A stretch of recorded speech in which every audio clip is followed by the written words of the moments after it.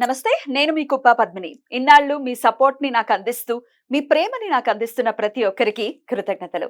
ఇప్పుడు చూడబోతున్న ఈ వీడియో కూడా ఖచ్చితంగా మీకు ఉపయోగపడుతుంది. లైక్, షేర్ అండ్ సబ్స్క్రైబ్ చేసి మీ ఇష్టాన్ని, అలాగే మీ సపోర్ట్‌ని నాకందించండి. అలాగే ఈ వీడియో పట్ల మీ అభిప్రాయాన్ని కామెంట్ సెక్షన్‌లో కామెంట్ చేసి నాకు తెలియజేయండి. నమస్తే. నమస్తే. Welcome to our channel. నేను పద్మిని. ప్రస్తుతంతో పాటు ప్రముఖ ఆధ్యాత్మికవేత్త, సూర్యోపాసకులు, Sun Spiritual Society founder Vikramaditya garu ఉన్నారు. మాట్లాడదాం. సార్ నమస్తే సార్. సూర్యోస్మి తల్లి. దేవి నవరాత్రుల్లోనే ఉన్నాము. దేవి నవరాత్రుల్ని చాలా చాలా అద్భుతంగా అందరూ కూడా అమ్మవారి సేవలో నిమగ్నులై ఉన్నారు. అందులో ఎటువంటి సందేహం లేదు. అయితే ఒక వెజిటబుల్ థెరపిస్ట్ గా అమ్మవారిని పూజించడంతో పాటుగా నవదుర్గా సాంప్రదాయంలో ఎలా పూజిస్తారనేది వివరంగా తెలియజేస్తున్నారు. అలాగే ఏ వెజిటబుల్ ని ఖచ్చితంగా అమ్మవారికి నివేదనగా సమర్పించి అది మనం తీసుకోవడం ద్వారా ఎటువంటి గ్రహశాంతి జరుగుతుంది అనేది కూడా వివరంగా తెలియజేస్తున్నారు. మరి ఆరవ రోజు ఏ రూపంలో అమ్మవారిని కొలుచుకుంటాము, మరి ఏ రూపంలో కొలుచుకుంటే ఎటువంటి సమస్యల నుంచి బయటపడతాం, ఒకసారి మీ ద్వారా. ఇప్పటి వరకు మనం ఒక కథ రూపంలో తీసుకెళ్తూ ఉంటే అమ్మవారు శక్తి ఏర్పడింది, ఒక బాలుడిని తయారు చేసింది.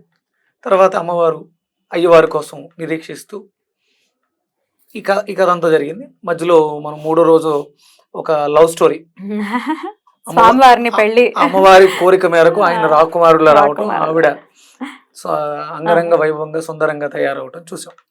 ఇప్పుడు ఇక్కడ కథ ఒక పీక్ స్టేజ్ కి వెళ్తుంది. ప్రీ క్లైమాక్స్ లోనే ఉన్నాం, దగ్గరలో ఉన్నాం. అంటే ఎనర్జీ తన రూపాన్ని చూపించబోతుంది. నిజరూప దర్శనానికి సన్నాహాలు జరుగుతూ ఉన్నాయి.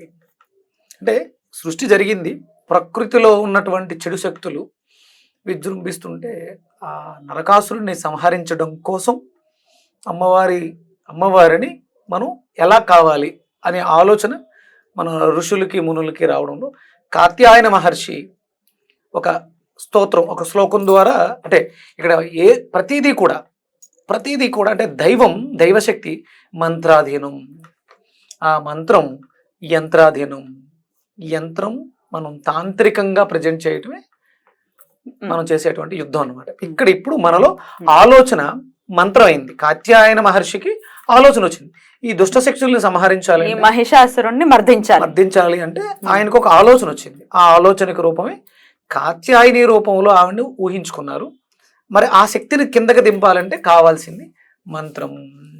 యాదేవి సర్వభూతేషు, అన్ని భూతాల్లోనూ ఉన్నటువంటి దేవి యాదేవి సర్వభూతేషు కాత్యాయని రూపేణ సంస్థిత. ఇప్పుడు కాత్యాయని రూపంగా అవతారం మార్చు, మనం యుద్ధానికి సిద్ధం అవ్వాలని మొదలు పెట్టారు ఆయన. ఆ రూపాన్ని మనం కాత్యాయన మహర్షి తయారు చేసి మన చేతికి అందించారు. యుద్ధానికి సిద్ధం అవుతున్నాం. చాలా అవేర్నెస్ అనమాట.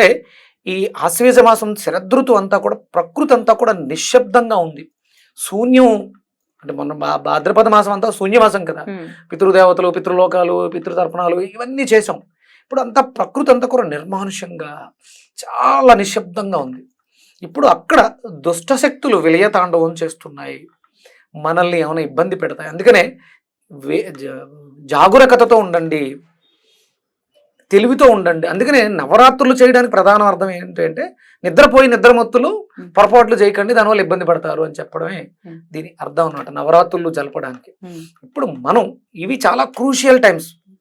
మీకు విపరీతమైనటువంటి కాస్మిక్ ఎనర్జీ ప్రకృతిలో దొరుకుతుంది. ఇప్పుడు కానీ మనం అవేర్నెస్గా లేవా, మళ్ళీ సంవత్సరం అంతా వెయిట్ చేయాలి. వచ్చేటువంటి అంటే ఆ కాస్మిక్ ఎనర్జీ డెఫిషియన్సీ వల్ల వచ్చేటువంటి సమస్యల నుంచి బయటపడడం కోసం ఇక మెడిసిన్స్ అని అవని ఇవని మనం డబ్బును వృధాగా చేయడం, ఎలాంటి రుసుము చెల్లించక్కర్లేకుండా తెలివితో జ్ఞానంతో ఉంటే అమ్మ అద్భుతంగా తీసుకొచ్చి మన చేతిలో భాండాగారాన్ని పెట్టేస్తుంది. మరి ఎలాగా అమ్మవారిని ప్రసన్నం చేసుకోవటం ఎలాగా? యాదేవి సర్వభూతేషు కాత్యాయన రూపేణ సంస్థిత.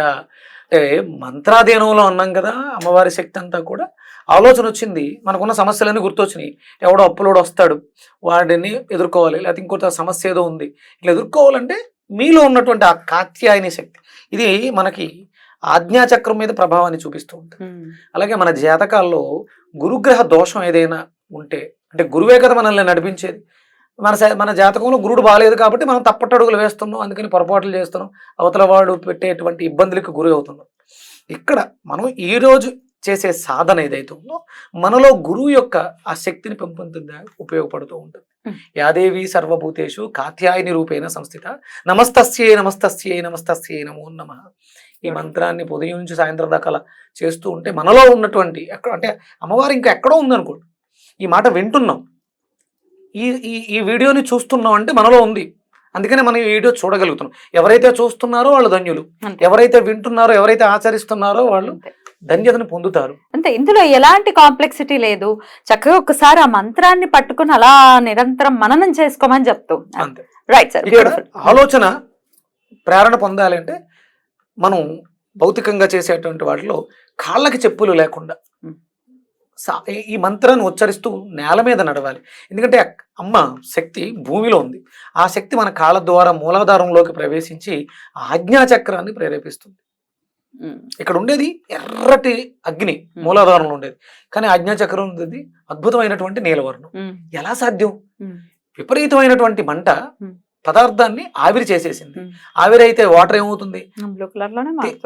తేలిక అయిపోతుంది, చల్లగా ఉంటుంది. అంటే విపరీతమైనటువంటి వేడి తర్వాత వచ్చేది ఆలోచన. ఆలోచన మంత్ర రూపం దాల్చి కాత్యాయనిగా మన జీవితంలో గురుగ్రహ దోషాలని మనకు వచ్చినటువంటి అన్ని సమస్యల నుంచి నిర్మూలించుకోవడానికి అవకాశం. బ్యూటిఫుల్. అయితే కాత్యాయని అమ్మవారిని కొలుచుకోవాలి 6వ రోజు. మరి వెజిటబుల్ థెరపిస్ట్ గా చెప్పండి, ఏ కూరగాయని ఖచ్చితంగా నైవేద్యంగా పెట్టి అది జ్యూస్ రూపంలో మనం స్వీకరించాల్సి ఉంటుంది? ఎండు కొబ్బరి. గురువు యొక్క అనుగ్రహాన్ని పొందాలంటే మనం తీసుకోవాలి. మనం కూడా అంటే ఇప్పుడు కొబ్బరికాయ కొట్టండి అన్నారు, ఎందుకు కొట్టమన్నారు? పుట్టుకొక్క కారణం ఆయన. కొబ్బరి చెట్టు తయారీకి పుట్టుకకి కొబ్బరికి ఆయనే కారణం. మళ్ళీ కొట్టి ఆయనకి ఎందుకు పెడతాం? ఆయనకి కొట్టడం ద్వారా దాంట్లో ఉన్నటువంటి శక్తి మరింతగా పెరిగి అది దైవ ప్రసాదమై మనం స్వీకరిస్తామన్న దృష్టితోటి పెట్టడం జరిగింది. అందుకని దైవానికి నివేదనగా దగ్గరగా పెట్టారు. ఇది దైవత్వం కలిగి ఉంది. ఫస్ట్ మీరు అంటే చాలా రకాల పళ్ళు ప్రసాదాలు మనం ఎన్ని పెట్టినా కొబ్బరికాయకి ఫస్ట్ ఇంపార్టెంట్. కొబ్బరికాయ ఉంది. ఇప్పుడు పీటల మీద కూర్చునేటప్పుడు గణపతి పూజ చేసేటప్పుడు కూడా చేతిలో తాంబూలం పెట్టి కొబ్బరి బొండం ఉంటుంది. అంటే కొబ్బరికి అంతటి విశేషం ఉంది. కొబ్బరి ఎప్పుడైతే తీసుకుంటో మనలో ఒక కాన్ఫిడెన్స్ పెరుగుతుంది. అంటే కొబ్బరిలో ఉన్నటువంటి శక్తి కాన్ఫిడెన్స్, అది మనం ఆ ప్రసాదం నివేదన చేయడం ద్వారా దాన్ని మనం స్వీకరించడం ద్వారా.